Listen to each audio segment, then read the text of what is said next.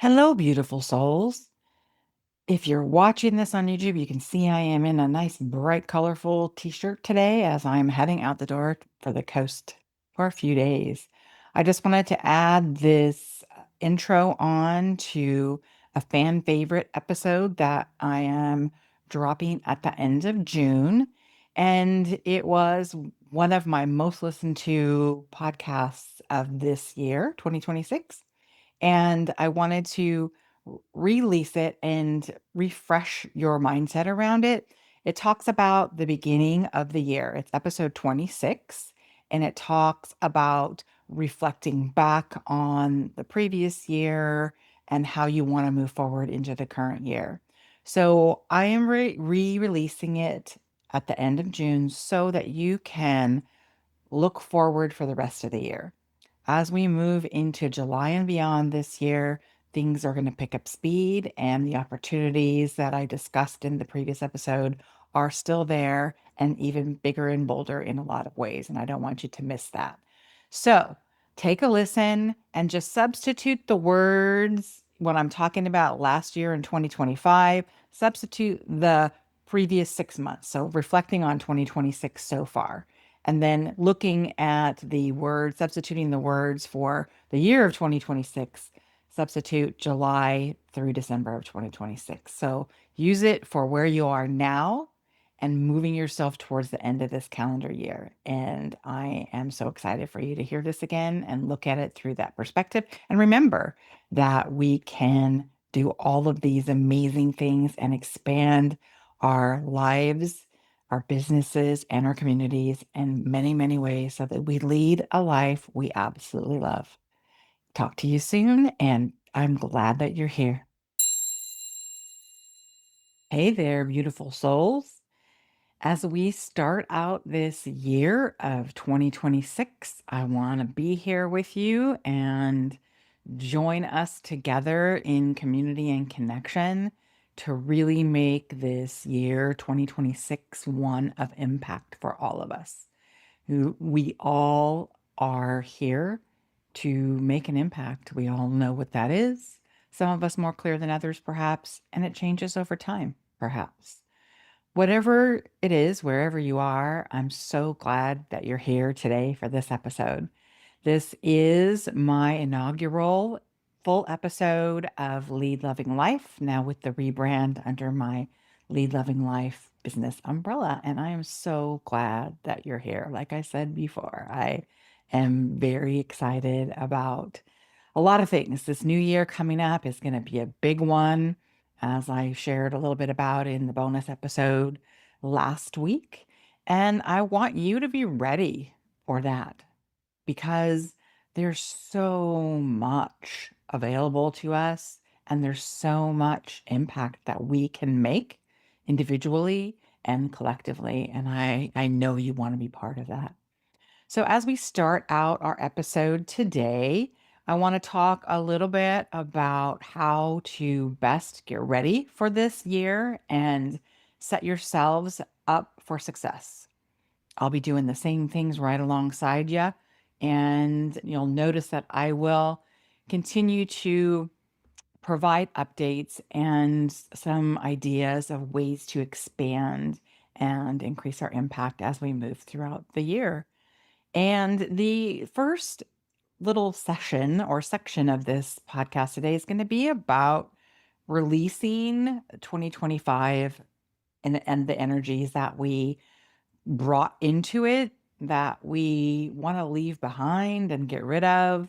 I've been working with my clients since November to have them like clear out and release beliefs, things, energies, systems, or lack thereof that don't serve them anymore. And so I'm kind of going to walk you through that a little bit as well.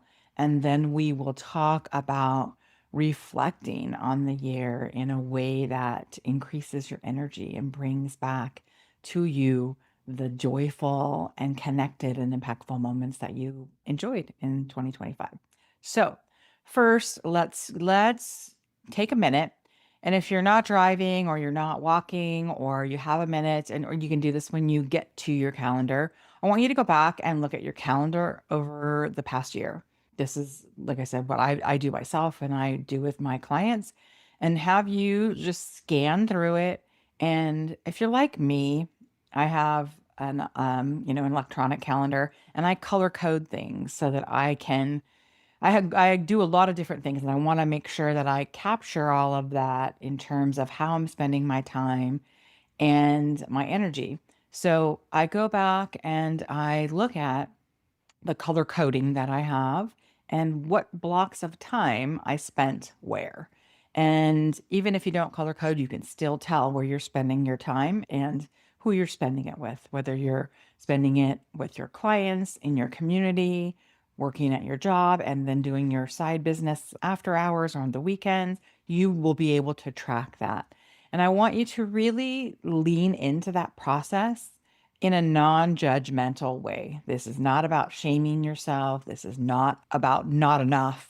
In fact, it's just the opposite. It's about really leaning in and understanding the impact that you had on yourself by this calendar and this type of schedule and on others.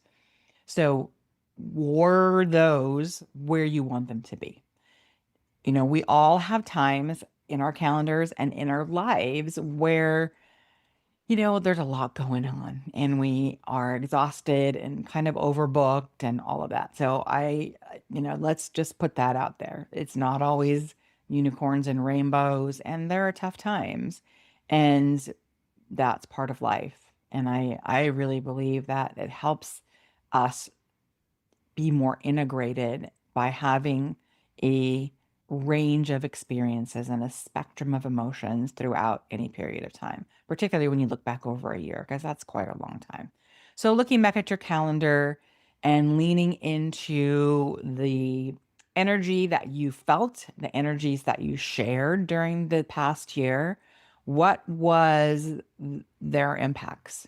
What were the ways in which you felt and that you had others feel? Your clients are a great mirror. They share back with you the impact they're receiving from you. They share back with you the goals that they've accomplished, the things that have shifted in their lives, the progress that they've made, the growth that they've made. What about yourself? What are the answers to those questions? What are the observations in those key areas for yourself in the last year? So I encourage you to take the time to do that. It doesn't have to be an hours long process. You can pop up in your calendar, scan it. I mean, if you're like me, there are key moments that you probably remember without even looking at your calendar, right? I had some great client impact moments that just light me up to my core when I think about them. I'm sure the same is true for you. Clients, community members, family members, whomever you were able to impact. Embrace those and let those fill you up. Because at the end of the day, that energy is what you share out, and it multiplies, right? I talk about ripples and ripples and ripples because at the end of the day, the end of our lives, that is what is going to sustain the impact that we're making. We impact others who impact others who impact others who impact others, right? That's the vibe. And that's what we want. It's our legacy in our families, in our businesses, in the places we work, in our communities and the places that we show up. That is what we want at the end of the day. So embrace that feeling of impact that you made in the lives of others. Take that and let it ripple through you and all that you do as much as possible every single day. And then on the other side of the spectrum, or towards the other side of the spectrum, I encourage you to look at the times in your calendar and remember the times in your year that were too much, that you did not feel aligned with your truest and best and highest self. The times when you felt run down and worn out and less than impactful, making less than the impact that you wanted to make. and look at what precipitated that. I mean, you can look at your calendar oftentimes and you can say, okay, I can see that is exactly why this scenario happened, or why I felt like I wasn't fully restored and my cup was not full enough to be present in the way that I like it to be. And I would encourage you to learn from that and create a schedule as much as possible. Again, I understand there are weeks that that just doesn't happen. Trust me, we all have them. I would encourage you to do as much as you can to minimize those and create a buffer around those times so that you can refill your cup and reset and reconnect to those elements within yourself and within your routines and rituals that allow you to show up and be who you want to be and who you need to be to make the impact you're here to make. The other thing is to look at your calendar in your life, not necessarily tied to business or community work, but the life moments that brought you joy. You know, I did the series on joy at the end of the year because it can be so dark when we look outside of ourselves. There's so much going on that, you get caught up in the news, and sometimes it's just too much. And finding these sparks of joy and these moments of joy make all the difference. So I want to encourage you to look at those moments. I would like make notes about all of these things, especially the moments of joy, because those are the things that you want to recreate, and the moments of impact, the moments where you knew you made an impact. We want to recreate that. And then the moments you wanna let go of, and the energies and the spaces and times and energies that you wanna let go of as you move into 2026. So I encourage you to do this as part of a process. Again, it doesn't have to be a long one if you don't have the time or you don't wanna spend the time. Put your intention on just letting go of the things that you wanna leave behind. Set your intention on making impact and making a greater impact in 2026. Looking at moments of joy. And I'm going to give you another step to look back on moments of joy right now. This one I think is even more powerful than the calendar because it's visual. I'm a visual person and a visual learner. And so I really, really love this part of the process that I recommend and that I engage in often. And that's go back to your phone, your pictures, right? I'm sure you've heard people tell you this in other places. But going back to the beginning of the year in 2025 and scrolling through pictures and having the memories reignited, like you're there, right? Like you can just put yourself back into this amazing space where you were laughing, you were connecting, you were wherever you were outside, you were at the coast, you were at your favorite outdoor place. You were having a great meal with family, with friends. You were out and about listening to music, going to bookstores, going to any kind of events, or just spending time with people that you love, right? It's the moments of joy that are sprinkled throughout our lives. Sometimes we take pictures and we just move on. And if we don't go back and reconnect with those pictures, it's an opportunity lost, right? I feel like we can multiply the joy that we experience by reflecting on it and reliving it, leaning into that and connecting to that spark where we were laughing, where we were just filled with such love and energy of sharing and connecting and beauty and joy. It's sometimes overlooked in the moment, especially if we're trying to get pictures and all of those things. So I encourage you to do this now for 2025, and going forward, I encourage you to do it every month. I know that some of us do a monthly reflection on socials and we go back and we kind of pick our favorite pictures and do a collage and post those. I would encourage you that if you're not doing that, to do it, even if you just do it for yourself. Go back and create a collage or just look at the pictures and think, wow, that was a great time. That was so much fun. And if there are times that pop up that were not great times, also give them reverence. And they might not have felt the same, but just be grateful for your opportunity to be present in this lifetime and to have the range of experiences and emotions that we get to have. So that is one of my favorite practices. Like I said, at the end of every month, it's wonderful to go back and just look at the moments in month and even cumulatively over the month, right? Seasonally, things change. The backdrop of our pictures change, the things that we do change, and it's just again, it's a spectrum of experiences, a spectrum of energies, emotions, of the external environment. So that is, I think, like my favorite process to go through for like kind of releasing and enjoying and not missing out as much on the moments that we've spent in the past year before we move into the next year. And I encourage you to spend some time doing it. As I've said before, I've had my clients do it, I do it, and the feedback is great.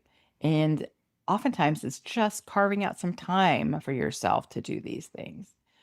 So, moving on for just a couple of minutes on 2026.